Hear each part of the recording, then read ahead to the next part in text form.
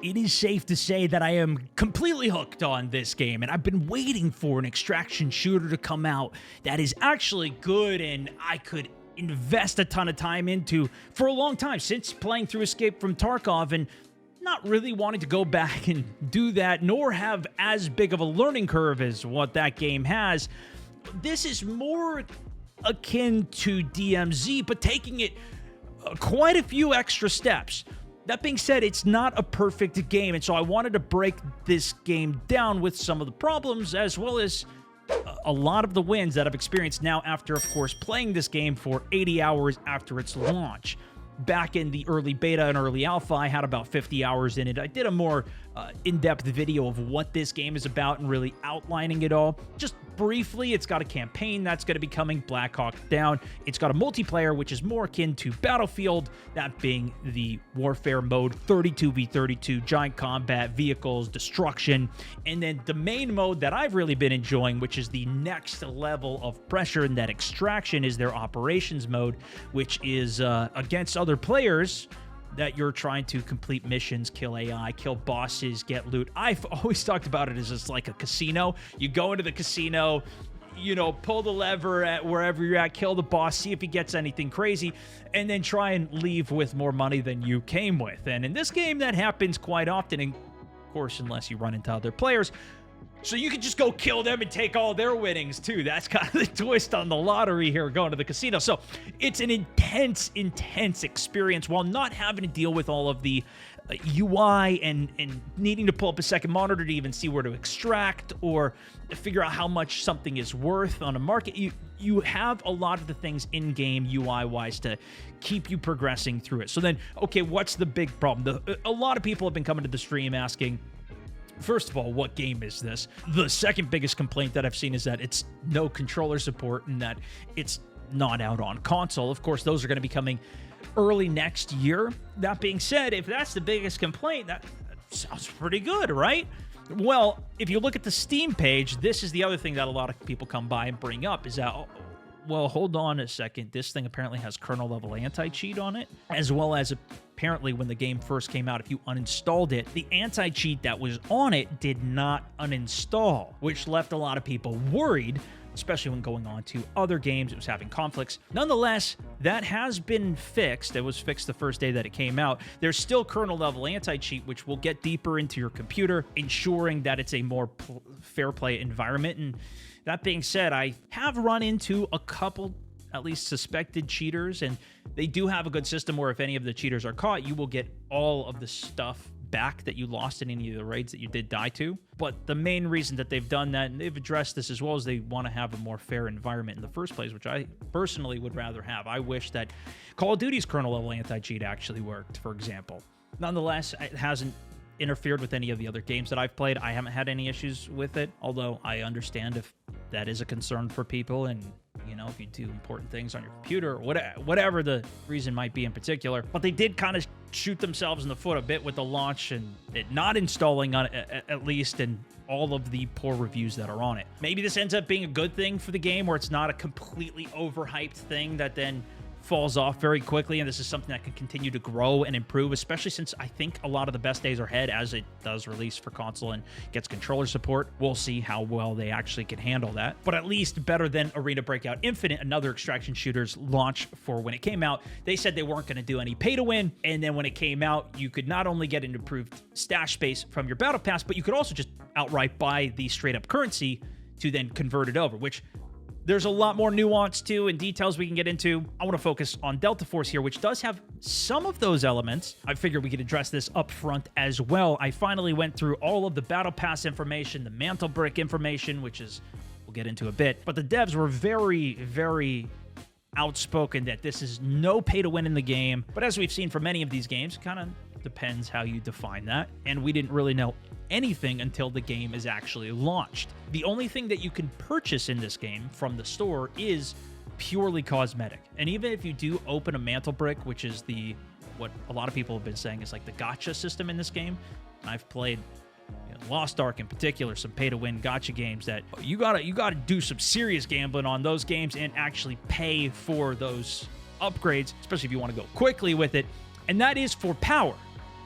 This is purely for cosmetics. So that's some great news so far. But there is one other aspect, actually two.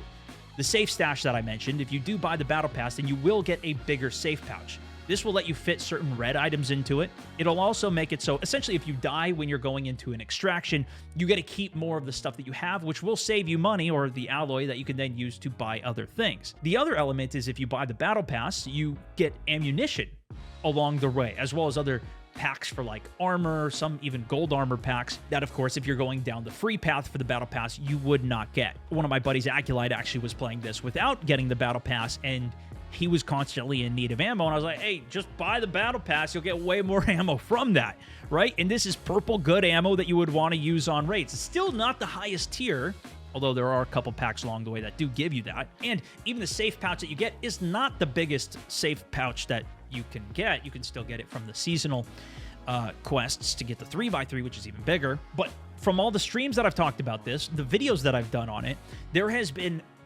virtually no complaints on it. And why is the reason for that? Maybe people just don't even understand what's going on with it, but I feel like a big part of it is if you compare it to the other games that are in the space, this is still significantly better. For example, if you look at Tarkov, it's a $50 base game. You got to pay $100 for the upgraded version. That's the pay-to-win version. You get gear immediately. You don't even have to do a battle pass. Plus, you get a bigger safe space in addition to the extra stash and all the other things. This, you could just specifically buy the one side of the battle pass, which is only $6, and get the entire thing, which you still do need to play through, unless you decide to pay your whole way through it, which I do have a couple other gripes we'll get to in a second on the Battle Pass. But my point is, for a free game that also is at least not doing what Arena Breakout did, where you can just straight up buy the currency, it is definitely better. Or you compare it to DMZ, which you could buy operators that had perks like getting a UAV every single time you went into the raid, that you also, by the way, could not even acquire by playing the game. The only way to get those were by buying them. A lot of people also argue that just because you have the purple ammo or the gold ammo, the gold armor, doesn't mean you're actually going to win in the fights. You still have to have good positioning, skill, and everything alongside that.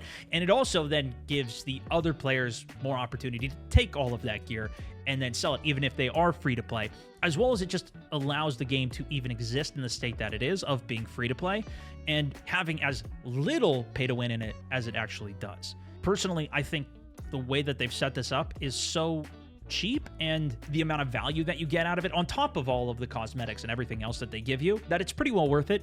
And then there's still then the opportunity for these guys to release the game free to play, make hopefully enough money to where they don't increase into the future, which could potentially be a concern. But even if you are playing the warfare side of things, the multiplayer respawn, as you progress with the battle pass, you also get a ton of XP tokens, which you can are even better than double XP because it'll just instantly unlock and level up your weapons, even if you've never played with the weapon, which I think is a phenomenal concept. Honestly, I love this progression system much more than what even a lot of these other games like Call of Duty and even some of the Battlefields that I've played and tried to grind the weapons up. This is a far more enjoyable experience, but you could theoretically max out and get a weapon with better attachments, everything much more quickly by doing the Battle Pass, essentially getting advantage that way. That being said, even just the base version of these guns, you get to instantly start with attachments on them already. I feel like they have a very nice system for the unlocks, and even leveling up doesn't take that long. It doesn't feel like it's as crazy as some of these other games that I've played,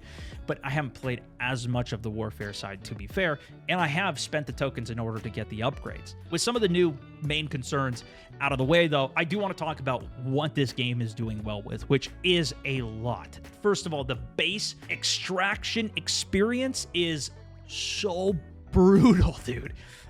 It is quite a hard game. This is definitely not going to be for everybody, and I feel like they've designed this for a niche of players that is exactly like, this is what I've been waiting for. This is what I've been so excited to play and experience, because it's such an intense battle, while, you know, having that kind of battle royale experience. But you don't have to even do that. You can also just extract and sneak out of a raid, try and just be a loot hoarder, get some cash, get out of there. You don't have to be the last person alive, fight your entire way through. Plus, if you do make it out, it's not just an isolated, oh, I gotta win, let me just go get some more wins for the sake of a leaderboard. This is you being able to build your stash, build your actual cash that can let you go in with better gear. You can also upgrade your black site to craft gear, give your operator more stamina, faster stamina regeneration. You're progressing your character as you go along with it, and there's not going to be a wipe. They don't have full details out on this yet, but when they do decide to do it, from what they've mentioned, it's going to be an optional thing, kind of more like prestiging, which I think is genius. I don't know how they haven't done something like this. Even in Tarkov, maybe they have added something like it. I'm not even sure. I think I heard something that they were. But nonetheless, you go through, if you do decide to wipe, they're going to have other additional things for you to get or earn to do that, or you can just keep your character, which was something I thought I was disappointed by in DMZ, how it was constantly resetting and wiping, because it's just such a massive fall-off point. That's one of the reasons I just stopped playing Tarkov in the first place. So I've built all of this up. I don't want to just lose it, especially if you're just kind of playing the game casually. You make a little bit of progress here and there, and then you got to completely restart. It's just, I don't know. Some people I know only like the wipe aspect of the game, so maybe it'll be more of a detriment in the long term. We'll kind of have to wait and see. But it's giving me all of those experiences while also saving so much trouble of what I've had to experience, like just learning these games. The UI actually teaches you a lot. More concerns about the UI in a minute.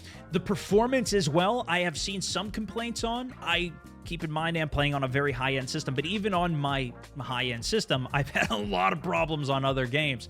This one out of the box, even in the alpha, was doing insane. I've only experienced one bug in all of my hours of playing this game. Like, how well this is working is just shocking to me.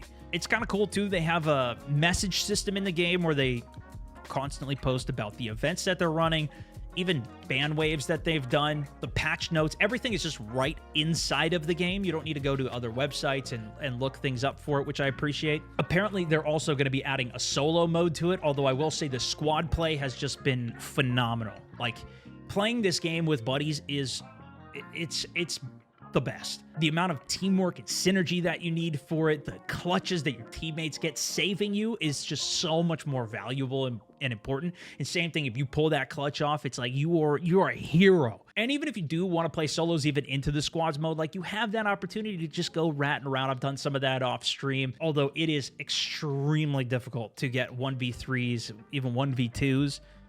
It can be done, especially if you have the right ammunition. Players can die very quickly, especially with headshots. They are incredibly important in this game. I also finally have been getting into the questing, as well as that black site that I mentioned, and I have been loving it. I mostly skipped a lot of it in the alpha and beta because I knew all of that was going to reset. It wasn't going to continue on. But now, like, getting upgrades in the black site, being able to just buy stuff off the auction house, and the entire player economy is super, super cool. The quests are also so plentiful that regardless of the map that I've wanted to go on, I've had missions to do for them. Depending on where I spawn and what I have with me and what I've prepared for, we can go hit certain spots of the map to try and complete them. None of them are super annoying to do, although there are quite challenging ones. They all show right up on your map. Even on the pre-game map, when you're selecting which one you want to go into, you can see a list of all the quests just on that map. So you don't need to go into all of the quest logs and read through all of them and figure out what all of them are and do. You just click on the map that you're going to go to, see the drop down for all the quests you have to do. You can bring in whatever items or things that you need for it. It's just really well done in terms of doing the quests. And the upgrades that I've done for the black site, like, I am constantly wanting to actually go and craft things in my black site on cooldown, so I can either sell them because they let you sell it onto the market, which helps to drive the economy, as well as it gives you a discount rather than buying the items directly from the auction house. If you want to buy some of the gold armor, it's going to be almost double the price versus just crafting yourself, which then makes me feel better about crafting it and spending as much as I am on it, because I know I'm getting at least some value back. And then I could even just sell it onto the market if I don't end up wanting to use it. The way the market works too is they've learned everything from the other games in terms of trying to prevent RMT, or real money trading, which ruins the entire game when bots and other people just go in to try and farm money to try and sell it on a black market. And it's terrible, but you can't choose who you're buying from. And you also can't choose the higher price. You just automatically buys all the cheapest items, in combination with, if you go into a raid with somebody else, let's say I go in with a buddy, they cannot go and just drop me cash. They can't drop me weapons. Well, they could, and I could use it for that raid, which is great. But as soon as they leave the raid, all the stuff that's mine will come back to me if they extract with it, which is also just kind of another side benefit. If you die out of the raid, your teammates can just carry it back, and they don't need to bring it into the next raid with you. Something that I appreciated, for example, with Arena Breakout Infinite, with their changes, however, in this game, if you full die out, you can also be rezzed. And it is more limited than what was DMZ. You could res at any point in the raid infinite amount of times. This is only once per raid, and you have 3 minutes to get that res off, which becomes very much part of the meta. If you die out, the other team might camp that body to prevent you from trying to go rescue your teammate. They only have to wait 3 minutes to try and camp or make the play off of you. If you try and make the play for the res, or maybe it leaves, whatever, it still leaves some of that dynamic gameplay, but still leaves it very punishing. And then if you die again, of course, you're just instant dead and your teammates have to bring your stuff out if you want any of that. I also have to give a massive thumbs up, whatever, to the gun building in this game. It's one of the best things about it. The freedom of being able to build, the ease of being able to build and just click the items that you want, instantly going, buying it from the market. You can see where the source of it is from a vendor, what you can trade in for it. And then even other items that you just find around the map, by the way, you can just click the usage button and see what it's used to craft or what it's used for if you want to end up keeping it for a future quest. Although it doesn't tell you which quests that it's for, it will tell you if it's for Black Site, and you can kind of at least try to figure out where it's coming from or where it could be used for, why it might be higher value. But if you end up making a good gun build, you can also just send a link to that gun build with all of the tuning on it as well. You can even change like where the foregrip is on the attachment, how far the stock is out or in. And then with just a link, people can copy and paste builds, which I have done a couple of times now, especially for the warfare mode. This is definitely something I think more games should be stealing. There's also a ranked mode in this game, which by all means of what I've been able to tell, puts you into the exact same games that you would otherwise be in. However, it gives you extra rewards for exfilling, a little bit more bragging rights. I haven't seen this go down. However, we've been doing pretty good. We haven't really had very many losses to see the opportunity for it to go down. I've made it up to platinum now on it. And I think if anything here, it would be nice if they just had more explanations. Some of the explanations that they also have in game, because this is a game that's made in China, has not had the best translations for, specifically for like what all the specifics for abilities are, but most of it is really great. And even for the abilities, for example, they have videos showing what each of them do right in the game. On the problem end of things though, starting more so with the extraction mode, one of my biggest frustrations is the new map that they introduced, Brackish, is only available on the weekend for 2 days. It is such a small window of availability. I still have not even been able to play it, and I will say only playing Zero Dam, the like first main map, is starting to get quite a bit repetitive. I don't know how much longer I could only do that. They have another bigger map called Leali Grove, but that's only available for the easy mode, where it's no requirement to go in. The loot pool's not quite as great, although you can still get some pretty decent stuff. If you go in on the normal raids, which is the majority of what I've been playing, there's a minimum threshold for the amount of gear that you have to bring in. You can't just go in with a knife only, right? You have to go in with some credible gear. The AI are stronger. The loot in the game is stronger. And of course, because other people are going in pretty geared as well, the fights are a lot more intense, and usually you come out with some better gear at the other end of it if you can take them all out. There is Space City, which is even higher tier, but that's still only normal. And with the difficulty of that limiting your extractions on there, I feel like they need at least 2 more extractions, because it honestly just feels like a battle royale. You go in, you have to kill everybody, otherwise you're not going to make it out of that raid. It's too difficult to extract. And so it doesn't even feel like it's really worth even playing. The map design is also very funneled. So you have to go specific routes in order to go from point A to point B, which leads to a lot of potential for camping specific choke points. And I don't think there's really even that much camping in the game, although it definitely happens and it sucks when it does. It's more so it limits the maneuverability when you're trying to make plays. You get into a lot of stalemates in the fights, and when you're like, oh man, if I could make a really cool play flanking right now, that would be insane.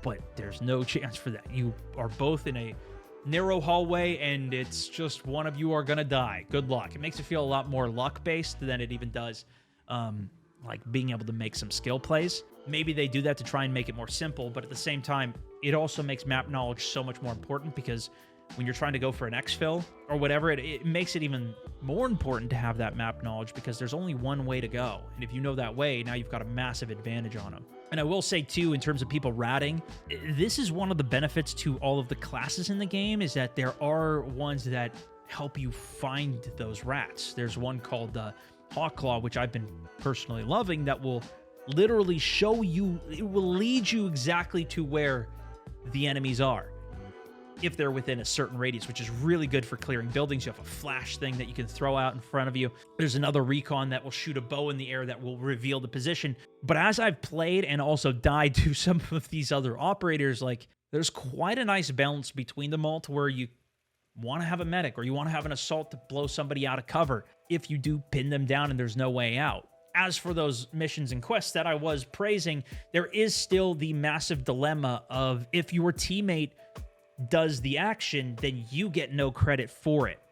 This makes it really hard, even just in general, going and playing with randoms to just loot. They're going to go and take all the loot, especially even if you get a kill. They're going to go take everything before you can actually get it. But to the same effect, if you need to get kills in a specific area and your teammate gets those kills, you get zero credit for any of it. So you have to beat them there and get the task done, and it's just a gigantic pain that I feel like, you know, if all three of us need to kill a boss, which I do need to do, and I haven't seen this boss for the last literally 16 hours of gameplay on this map. I haven't even seen him once. We cannot get past this mission, and my other friends that I play with need the same thing too. So whoever gets the kill, they're going to get the quest done, and we're not going to get it done.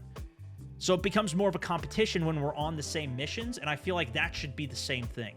It's already very nice that there's so many missions, and even though we're at different places on it, I thought this would be more of a complaint where it's like, all right, well, now we got to do different missions. You need to go over here. I need to go over here. This is going to get annoying trying to help do their mission. I don't get any reward for that either. Like, if I help you do your mission, I should get some credits or something back for that as well. It would be great. Fortunately, it's not that big of a nuisance and not much out of the way. And because it doesn't complete at the same time anyways, it actually turns out to be okay that, you know, we have to go do these things and kind of help each other out, especially because sometimes you get a spawn and you want to help your teammate because you don't have anything around or whatever. I do think as well the level of difficulty here, I'm actually glad that it is as difficult that it is. I think a lot of people have complained about the time to kill being way too fast in this game. The way that you decrease that time to kill, though, is by getting the better armor. Right, you get enough cash saved up that you start going in with red armor. I went in with some of that today for the first time, and man, you start living a little bit more. Of course, if somebody hits the headshot, like that then allows you to pull off some crazy 1v2s and plays that I kind of enjoy, especially because, well, there's no self-reses in this game. I really appreciate that. And I will agree, sometimes you do just die instantly, and it sucks. Maybe it would be good to try it with more health as a whole, but it hasn't been my biggest complaint, let's just say. Especially since the audio has been working in this game. I hear footsteps, I hear people reloading, plating. I know exactly what they're doing and their relative position very accurately. But I've gone on enough raids with enough wins at this point that I feel like I've figured out how to manage it. I think one of the other negatives is the mantle brick, though, which for the most part is a major positive. This is something you could go into the game, extract the cosmetic without having to buy it from the store. Heck, you could even sell the mantle brick or whatever you open out of it, which does cost $1 to open. You could sell it and then use those tickets to buy other things from the store. However, you can only buy things from the store. You can't buy other items that come out of the mantle brick, which maybe that's a bit nitpicky. It's already pretty awesome that you can just go play the game and earn money to buy things in the shop with just from playing the game. You could be a completely free-to-play player, even rather than spend $1 for those keys. You could actually earn currency in-game and purchase those keys with in-game currency. They also do a lot of free events. I've already gotten a couple of them just for free.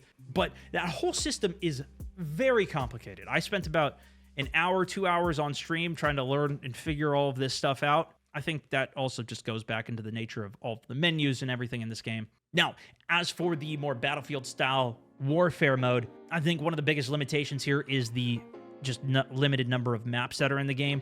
These types of games in particular, to me, need just tons of content. I think that's one of the reasons that this mode is doing as well as it is, honestly, is that people are just out of content on 2042 and have come over to this. As well as, if you guys remember, we went back and played BattleBit. Like, there's so many other games that are coming out because there's just not enough content for that. Like, I want just a ludicrous amount. So we're always playing and experiencing new things. That's what makes this the most exciting to me. I've seen a ton of complaints, though, about the skill-based matchmaking in the game. And the developers have said that there is none. They've addressed quite a few of these concerns here, stating that they're really only protecting the new players that are in the game, but also How are they even differentiating new versus experienced players? And for the amount of players that I've seen complaining about it, especially the sweatier ones who do play the game a lot and everything, you know, it's hard to argue with the people who are actually experiencing it.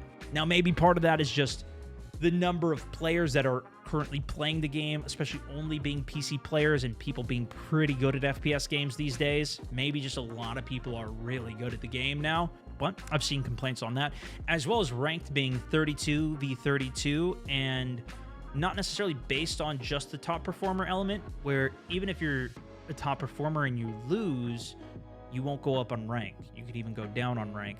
I don't know how you make a good ranked mode for this style of game in the first place. And apparently ranked does not impact your teams in which lobbies or anything that you get into. They even mentioned, I believe, that this was just part of a translation issue.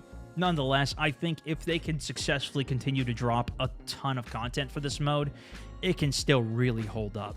But I will say, if you're not into the insane chaos that is a 32v32, I don't know if this is going to be the one that convinces you to play it. You guys can tell me if any of you have switched over and really enjoyed. But if you did like the classic, like Operation Metro, just grind, there's not too many vehicles that are bothersome, although it does a bit depend on the map that you're on. And for this classic attack defend mode, it is a very good opportunity with a lot of chaos to pull off some crazy flanks and some big multi-kills that are, they're great. And if you can successfully get enough points to call in essentially the nuke before the game ends, yeah, it's incredible. In general, in the game too, one thing that has kind of been frustrating to me is the mantling. There's a lot of stuff that it looks like I should be able to mantle and jump up onto, but it's just arbitrarily blocked off, or you cannot do, or there's like an invisible wall. There's also some mantle points in the game that you can do by mantling onto something that's kind of invisible in order to get,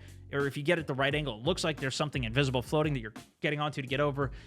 It's just not super clear, and I think that goes back to you're really going to have to understand the map, and that's where the knowledge is going to come into the most play for the game. But it would be nice if they just made it so you can mantle onto anything that actually looks like you can, or had more actual physical indicators at all of these points of what you can and cannot get onto. I think the bigger long-term potential problem with this game, in particular with the character abilities, is them adding too many of them over time. This is a big fatigue point that I've seen from a lot of these kind of more hero-based ability games. A lot of times it's great, right? If you have a bunch of different people to learn and play, but that's more so, even like Marvel Rivals right now is incredibly praised because of that and all of the combinations and everything you can learn. But there's also a lot lower stakes because you're constantly just going in, and there's a lot better practice for all of that you can do. Constantly respawn, go, go, go. This is so punishing when you die, and not everybody's going to want to go and play the other modes of even Warfare before they go into Operation if they just want to do the extraction to go learn all the characters' abilities and figure all this stuff out. If you look at, for example, something like Rainbow Six Siege, now, whatever it is, like 8 years later, there's so many different operators and classes. If you go and play that, I mean, good luck trying to figure them all out. It might be beneficial for them to even take certain ones out of the pool, similar to kind of what Fortnite does, or when they add new abilities and features and all of these different things that they do, they take other things out and vault them. Maybe that could be a good aspect, although if you have a favorite operator that you've bought certain skins and things for, may not be as interested in that. And we don't know the pacing of what they're going to actually be implementing these characters and everything with. I think the current pool is pretty solid, even if they just add options even for some of the abilities that they could bring in. But it's very easy, especially for newer players that are getting into the game, to be very overwhelmed. Especially, you know, even if all the UI is there, if the UI is insane as it is to the other point, which is just these menus are ludicrous. You can tell that this is designed to be like a mobile game. You know, if you've played some of these mobile games and how many things they just pop up and throw at you all the time, you will experience that in this game if you haven't tried it. On one hand, it's great because you get tons of free stuff that you can constantly use, and there's always something to do on top of the main quests that you're doing of just like a daily that you can do and throw in there, and the extra weekend event that's going on, and there's so many things. But I feel like, at least, especially at the beginning, it would be better to just give the player those things. If you want to give me, you know, 500,000 alloy for free or whatever, just give it to me, or, you know, say it's a bonus at the end without having to go through all the extra menus and things until later on. You know, if you get to level 20 and now you've unlocked another event that's going to occur, and that's going to be the next way that you start getting more extra silver or alloy as you're playing, great. Because then at least the player already understands the auction house and the quests and the vendors for those that you can trade in, as well as buy directly from other players through the auction house, and then going into the mantle brick area and all the other things that are going on. There's it is a bit much at the beginning, you know. Touching back on the battle pass as well, the experience that you earn from this each week is capped, and I think there's some systems that they have even in China that are like limiting the amount that kids can play video games, and they try to have more of a balance. And they've even mentioned this to similar verbiage of, we don't want people to feel like they have to grind and play through all of this right away. The other hand being, well, we paid for this, we should be able to play and enjoy it. And what it really feels like, to that extent, especially to the Western audience, I think is more so you play through it and it's trying to time gate you so that you come back for the next week to continue to play and progress the battle pass and make more progress, which becomes more frustrating if, say, you can play for 1 week, but then the next week you can't play, and then the third week you can, but now you're starting to get staggered on your XP because you would have already been here, but now you can't get there. And then some people also just like to grind the game endlessly, which, to be fair, you know, if you play the game insanely and you get super far ahead versus everybody else, that may deter some of the casuals from even wanting to play the game, because they know they're never going to be able to catch up to where you're at. And so slowing down some of those players from getting too far ahead can make sense. I don't really want to add more systems to it. It would be nice if you had already earned that XP, at least by the end of the battle pass. It gives you the rest of the XP that you already earned and get those packages. To the same extent, something that Marvel Rivals did was at the end of a season for a battle pass, that battle pass doesn't go away. You can still continue to progress it and finish it later on.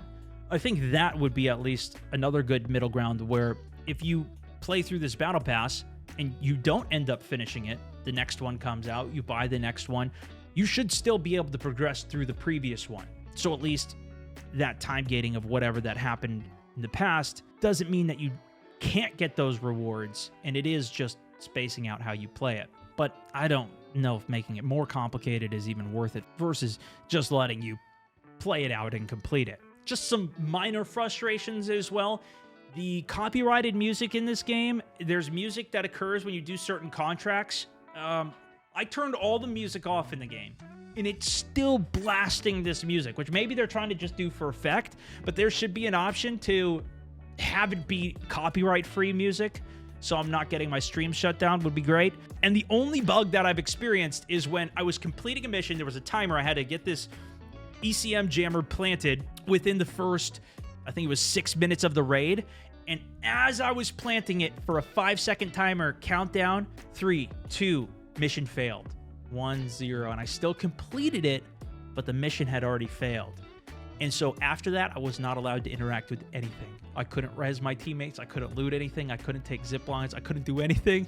And so I just ran straight for the exit and got out of the raid. Fortunately, you don't have to interact in order to leave the raid. But that was the only bug that I've experienced so far. So with that, obviously a lot good about the game. A lot that I would love to see improved, clarified, just made more simple. I think the game has a massive amount of potential ahead of it, though, as it releases the single player, which, if that is free, I'm not sure if it is. If it is, I feel like it's going to be a massive entry point for people who just want to play and experience a Black Hawk Down game that may then end up getting hooked into the multiplayer and then may get hooked into the extraction for even more hardcore experience. That's how I feel like games used to do it, where you'd play the campaign and then enjoy the game. 2042 didn't even have a campaign. And I've also heard a lot of people complain about, oh, they copied 2042 of all the battlefields to do, but they took 2042 in its later stages of where it's already gotten better.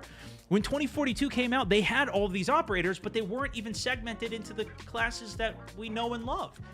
This game already is. There's the Assault, Engineer, Medic, Recon. Like, this is very standard kind of battlefield, but it does have the extra gadgets and layer that I understand if people don't like, even to some of the extent of what I've talked about earlier. But I don't think it's, I don't think it's inherently bad. And while it's not modern shooter per se. There's some futuristic, incredible tech here in general. None of it is super crazy or it doesn't fit the theme of the game, I would say. Once this then comes out for console, gets controller support, if they do a good job with it, if it actually plays well, it's a difficult task, especially with how much menu management there is in this game.